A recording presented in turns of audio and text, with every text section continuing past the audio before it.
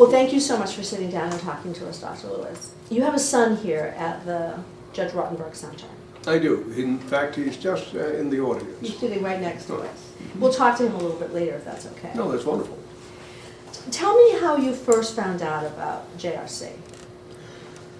Well, Eric, my son, is our first son. And we were surprised by his slow performance in the first weeks of delivery. We rather ignored his behavior. We thought it would pass. We went abroad to Europe. I was working on a project, and there he had an epileptic, we thought, an epileptic seizure. And we took him to a hospital, an old hospital in the south of France, and they said, there's nothing we can do, his brain won't work well.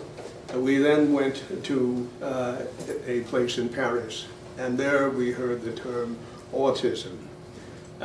We then returned to the United States, and after an unfortunate interaction at Children's Hospital, we went to Johns Hopkins. And at Hopkins, where he spent some time, in terms of weeks, we learned that he would soon plateau, would be probably nonverbal, learning disabled, autistic.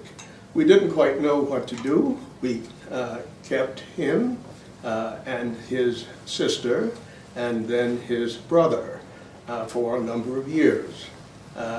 We placed him in a special school, a school that was kind to him and tolerant of his slowness, but he became increasingly aggressive and self-mutilating. And finally, he attacked his younger brother. And we thought at this point, we are going to have some sort of residential succor. So when a parent hears he attacked his younger brother, I mean, in households around America, big brothers pick on little brothers sometimes. It wasn't that kind of attack. It was not that, no. It was quite threatening. It was quite alarming to his younger brother, to his sister.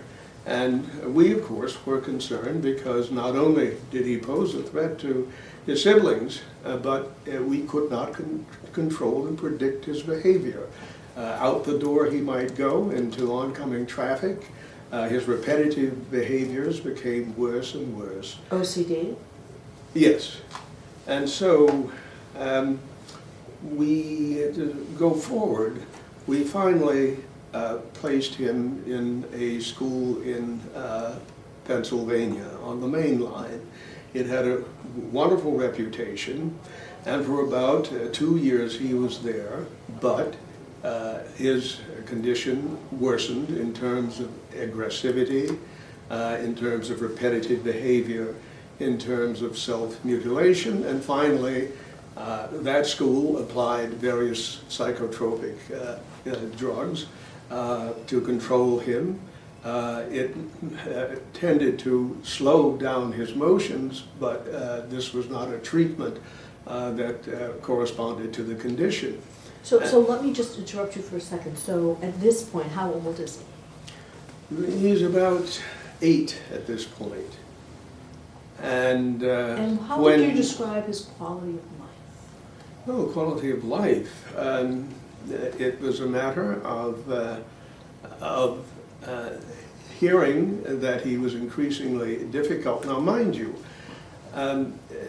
his behavior at best was very welcoming. He was a congenial sort of fellow. He liked to be touched. He liked to be held when he didn't like those things. And so we withdrew him from that school. And then as we withdrew, we had explored other places. And there was a place in Tennessee that was strong on dietary therapies. Then there was some place in Florida that thought that they could, with staffing, control these behaviors. Nothing was working, and so we heard of what was called the Behavior Research Institute.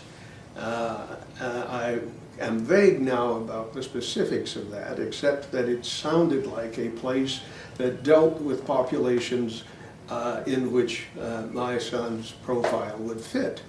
And we came to that place, and within a brief period of time, the mutilations and repetitive behaviors improved. I don't want to be exaggerating, but they improved. He used the GED. It was applied with some frequency. He's a very large fellow, and when agitated, he really can pose a threat. But after maybe 3 or 4 years, we had a son we could occasionally welcome home for a weekend or so, and he would arrive with his GED pack. It was never necessary to use when he was with us. That was our good fortune. And the years went by, and though the GED was still part of his profile, we felt so confident that we increased the visits home to Washington, home to New York, home to the Hudson Valley, various places where we were. I should say that his mother passed when he was about 25, and another person replaced her role in our lives very caringly and knowledgeably. So by 2010 or 12, the funder for his care, he had been supported by a successful class action suit against the District of Columbia, which required serious attention to this population. The funder became increasingly concerned, it said, about aversive therapy. It cited all sorts of studies that critiqued it as ineffective, as not useful, and so on. We resisted, but finally, I think the date may have been 2012 or 2013, the pressure on us was so great that we assented to his release and exit from JRC and placement in an institution in Pennsylvania. How'd that go? Well, the place looked really wonderful. It had, the main house was based on the Chateau Malmaison in France. It was actually constructed from a blueprint of it. We were quite happy. They were quite concerned about his welfare, and the staffing was promising. The weeds of this, of course, are somewhat complicated. I believe the populations that were arriving at this institution were being reduced as states began to withhold their populations rather than send them elsewhere. And so that institution had fewer and fewer people coming, and so it resulted in staffing rotations and a general lassitude when it came really to all the things that the son needed. And things worsened, and they worsened so that there were exits from that institution to emergency wards and overnight situations. Well, so just talk about him though, because you're talking, it sounds sort of a general way, like other people. I just want to know about, what happened to your son Eric when he was at that facility? What happened was that the repetitive behaviors became really quite profound. What happened was that the violence began. A number of times as he went to the bathroom, he would not exit, and before he exited, he would deconstruct the bathroom. Towels, the bath rolls, the toilet top, and that sort of thing. And this was not infrequent. The staff became averse to approaching him. that became really quite worrying. In fact, the person who had been so intimately involved in his program there retired or left. And then we really became concerned with the incidences that resulted in his being sent off to hospitals and that sort of thing. So he actually had to go to the hospital while he actually did. So finally... What? Slow down. Yeah. Why was he sent to hospital? Because he couldn't be managed at that facility. So he would be then put in restraints? So 911 and the ambulance would come, or the caregivers would arrive in a yellow ambulance and that sort of thing. And we were warned that this just couldn't continue. Both our funding agency and, of course, the place where he was despaired. Finally... But it sounds like what's happening is he's regressing to the kind of behavior that you'd originally brought him to JRC. That's precisely the case. So we observed that to the funding agency. We said, well, can't we go back to what worked so well? And they said, no, definitively not. And then there came an incident in which the placement place in Pennsylvania said, we can't take him back. And so they said, we will have to put him in a psychiatric ward. They said, now you can always remove him, but just for the moment, that's the best we can do. We made the mistake of assenting to that, and what happened was that a misdiagnosis of schizophrenia was given to an autistic patient. He was locked in a small room, placed in restraints for days on end. We found that we couldn't release him now because they said, no, you let him in and we have to administer what we think is best. And the funding agency says, yes, do what you can do. So he's essentially locked. He's essentially in a locked psychiatric facility. That's right, a Philadelphia, a hospital just outside Philadelphia. Well, this was barbarous. And finally, we went to a law firm and secured representation. He was finally, on the basis of injunctive relief given by a federal judge, allowed to return to JRC while the litigation ensued. He arrived here. Was he a mess when he got here? A mess. In trembles, his gait was wretched. He had to be detoxed from 2 very powerful drugs. What was he taking? I don't remember now. But something for something he shouldn't have had that was psychotropic. We prevailed with our lawsuit, and Eric now has the kind of funding that he will require. But more important, the first month restored Eric to the old Eric that we knew. The smile returned, the interest in what people are doing, the wanting to play the piano. He has no musical ability at all, as he's not even verbal, but he likes to stroke the keyboards. And we began taking him on long walks, as had been our wont. And we think there is no GED involved, by the way, now. It is not. It can be applied if necessary. But does he wear the device? He does not. He does not wear them. There he is without it. He has an enormous appetite. He likes to take great walks. He likes to swim, and he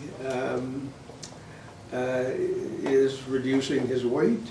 And we think that within another month or so, we can have him as an overnight guest where we are in Western Massachusetts. And that will really resume the profile of our lives together, weekends together, long drives together, long walks together, and we just hope that that will continue. He's been detoxed. That was a painful process that Dr. Riley can comment on. We really did think the damage had been quite severe and neurological. It seems not so. So you're saying that initially when he came here to the JRC, the GED provided a vital It did. therapy. It did. It's in its simplistic efficacy, it worked. And if you are a parent of an autistic child whose only way of expression is self-mutilation, you realize that the stimulus program that has been perfected here has its appropriateness. Dr. Israel once said to me, yes, it hurts. It has to hurt if it's to work. That's right, exactly so. It's just a pinprick, really.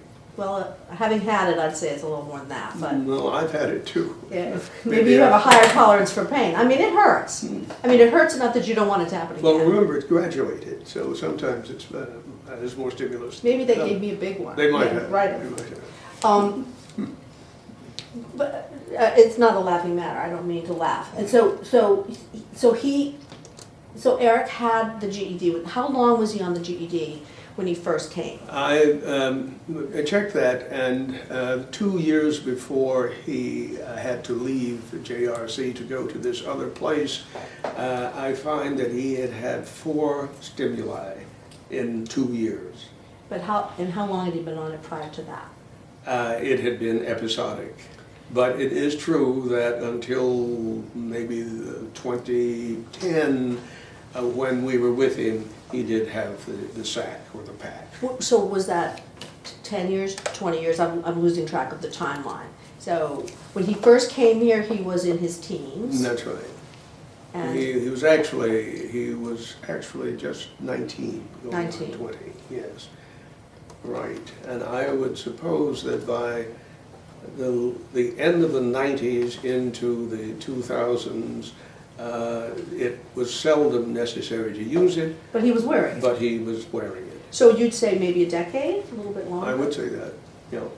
And that when he left to go to the other facility in Pennsylvania, he was not on the GED. He certainly was not, and they would not have accepted him if he had been. But that, when he returned here, he was not put back on the GED, and yet he improved. True? That's quite true. I suppose you'd say that it worked for him while he was here. And as he matured, it was less frequently applied. In fact, he had been weaned until he went elsewhere.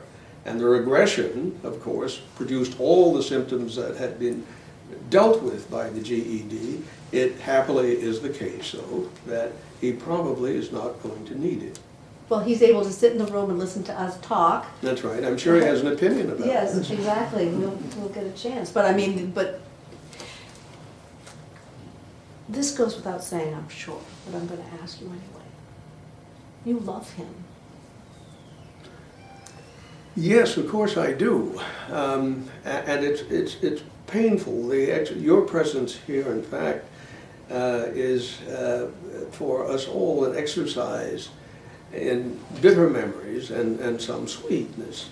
And that you are here because there is the possibility that the therapies that have been applied here so efficaciously may be banned or barred. And I think it's clear that without the possibility of this kind of stimulus therapy, there will be, for many parents who have children who are of the description of Eric, they will have no succor at all. There will be no place for them to go. Many places, even with adequate staffing, don't want the problems of self-destructive patients. Therapy here is not inexpensive.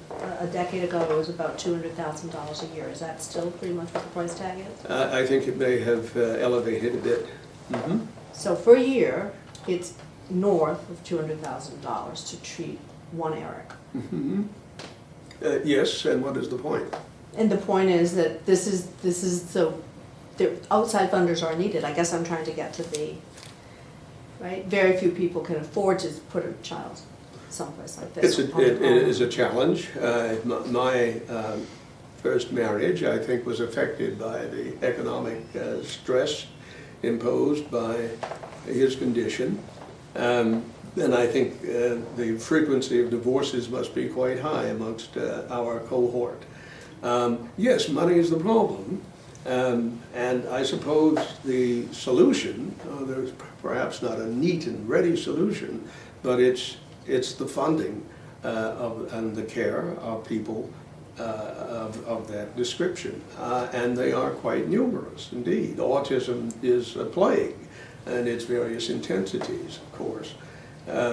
So that it seems to me that the benefit of say, your presence here is to make the public aware that the cost and care and feeding of populations who are disabled should have no ceiling upon it, and that we must commit ourselves to a national health care that in fact is total for mental health and for other aspects of it. And happily, we are now discussing the possibilities of such funding and the possibility of catching up with the rest of the civilized world. I use that guardedly, but I mean European nations which have accommodated themselves to the taxed demands of taking care of people humanely.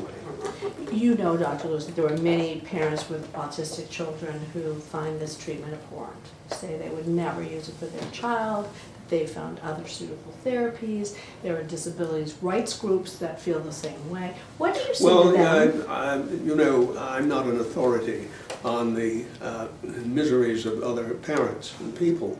I simply know, as a reasonably educated person who has a familiarity with the institutional universe that could accommodate these people, that the convenience of psychotropic drugs is a horror.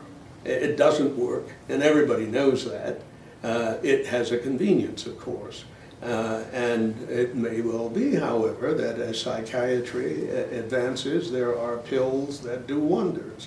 I know that Eric could not have been helped by a pill then or now. And I think that's the issue. If it is terribly expensive, I would imagine you can compare the expense of autistic care with any number of medical disabilities. Well, I guess also, I mean, think, there's a however, range yes, as well. I mean, think, we're talking about nonverbal, sometimes with other complications. I mean, I have several friends with autistic children who are going to school and who are doing just well, right? Yes, indeed. So maybe that point needs to be made. Well, I think it does have to be emphasized that when parents come to places, or the place that this is, it is because they have investigated with decreasing success places that cannot handle the condition of their children.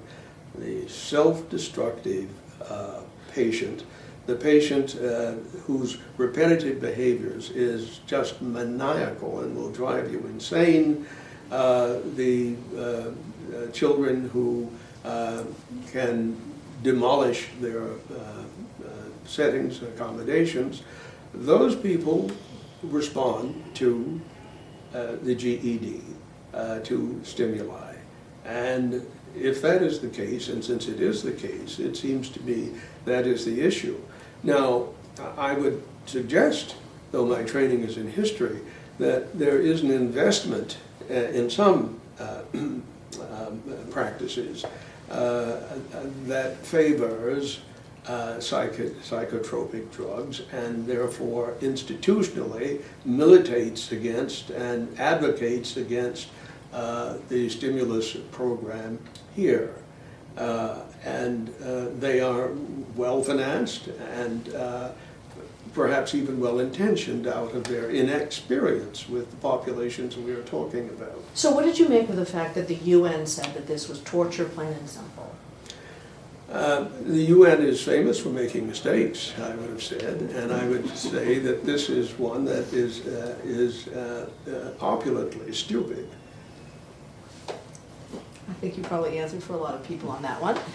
Okay, well, I mean, I would like to bear down just a little tiny bit more on Eric, and then I think we're good. Great. What would have happened to your son if JRC wasn't here?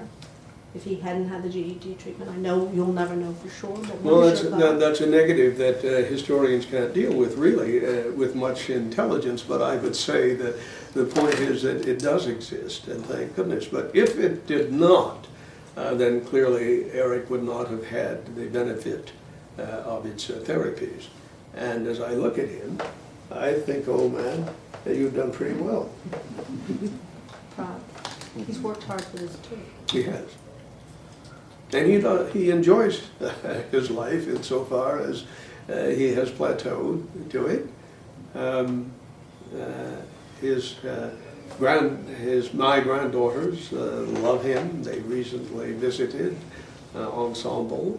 His sister is devoted to him.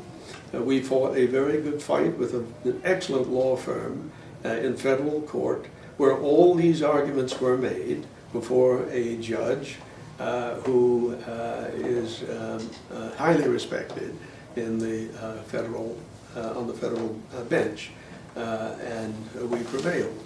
Would you say, though, that it's a very small population for whom this treatment is appropriate? Small. I don't have the percentage. I assume, as I think we all do, if your loved one has no chance of surviving unless you do something, you don't ask yourself whether she's only 1% of the population, or he is. I would imagine that it's a large percentage, though. And I would imagine because it's so costly, so many afflicted by the condition are ignored. Great. Well, maybe we'll break the camera and go out in the hall and have a little walk with Eric. Right. And unless there's something I didn't ask that someone feels I should, I'll start with you. Did I not ask you anything you would like me to ask you about? Think for a minute. I would say this. I saw your program when it ran the first time, and I think this time you are going to be objective. That is a professional requirement. I think, though, that if you can de-emphasize the cruelty and the barbarity tropes that assail this treatment. These parents are not villains. Parents don't make decisions like this to entrust their children into the care of something that seems odd or seems unusual unless they have a good analytical and existential reason to do so. And it just beggars the conception of appropriate professionalism that the people who attack the program seem so mean-spirited, perhaps because they have the good luck of not having to experience what we have. Well, I think in fairness, though, there have been some abuses and there have been some mistakes made, and I think that it's fair enough to make sure that the most vulnerable among us are treated with the kind of care and concern that you're expressing. Oh, absolutely, absolutely. And there have been abuses. There are always abuses in systems. That's what we are human. And we learn and we take corrective measures to preclude them being repetitive. I think the track record here has been extraordinary, and it is probably going to be so because of the transparency of this institution. Maybe because the journalists are shining a bright, strong light as well. We'll no, see. I'm going to I go can with that get in one. my car and drive here at the drop of a hat, and have done so. I can go online and read all the data that is digitized. The proliferation of cameras everywhere for this population is appropriate. I think it's a jolly good place, and the people who are criticizing it don't come, do they? Well, the New York State Board of Education came and they had a devastating report. So I think it's a little bit disingenuous to say that, you know, everything's just hunky-dory all the time. No, I didn't say hunky-dory. Okay. I said for the challenge facing us, this is the best place. Fair enough. Truce. Okay. Okay. Okay, thank you. All right, so.